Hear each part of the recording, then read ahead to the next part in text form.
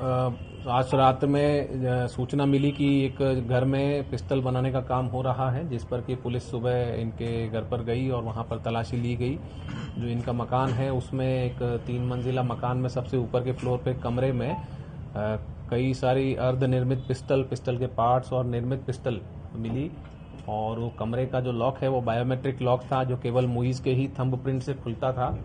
और ये करीब इसने 1.5-2 साल पहले वहां लगवाया था।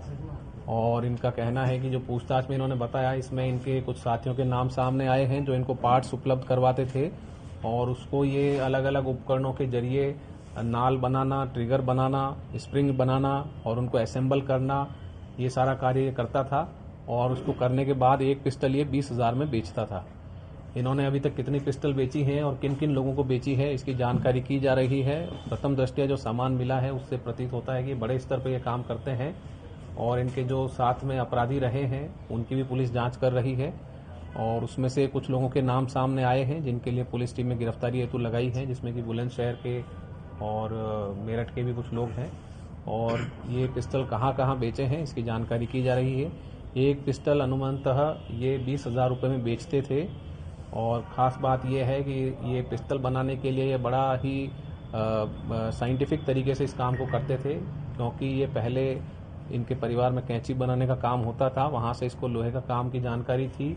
इसके बाद में इसने एक आर्म्स की दुकान पे, लाइसेंसी असला की दुकान पर एक मिस्त्री के साथ काम किया था उसके अधीन, जहाँ पर कि इसने पिस्टल बनाने की बारीकियां सीखी और उसी का उपयोग करके ये अब अवैध असला बनाने के काम में अभी काम कर रहा था। काफ़ी संख्या में इससे माल मिला है। जो माल मिला है उसकी भी जांच की जा रही है, कहाँ से आया है, और जो इन्होंने आज तक बेचा है उसकी भी जांच पड़ताल की जा रही है। अलग अलग टीमों ने इनसे पूछताछ की है और इनके ऊपर गंभीर धाराओं में मुकदमा दर्ज कर इन्हें जेल भेजा जा रहा है। किस तरीके से कस्टमर को यहाँ पर लाते थे और बेचते थे? जी, जो ये व्यक्ति है ये केवल निर्माण का कार्य करता है। इसका आगे पूरा एक नेटवर्क है जिसके जरिए ये पार्ट्स आते भी हैं इसको, और जो पूर्णतः निर्मित पिस्टल है वो आगे बेची भी जाती है। जो आगामी अगले साल चुनाव हैं और जो त्यौहार का सीजन है, इसको देखते हुए इनकी डिमांड अभी काफ़ी थी। इसी दौरान पुलिस को ये जानकारी मिली, जिसके मुखबिर के जरिए पुलिस को जानकारी मिलने पर पुलिस ने एक योजनाबद्ध रूप से इसमें दबिश दी है। ये व्यक्ति के साथ में इसके परिवार के लोग भी उसी मकान में रहते हैं। उनसे बचाने के लिए, अन्य लोगों से बचाने के लिए इसने वहां पर अपना एक बायोमेट्रिक लॉक लगवाया था और उसकी भी जांच की जा रही है।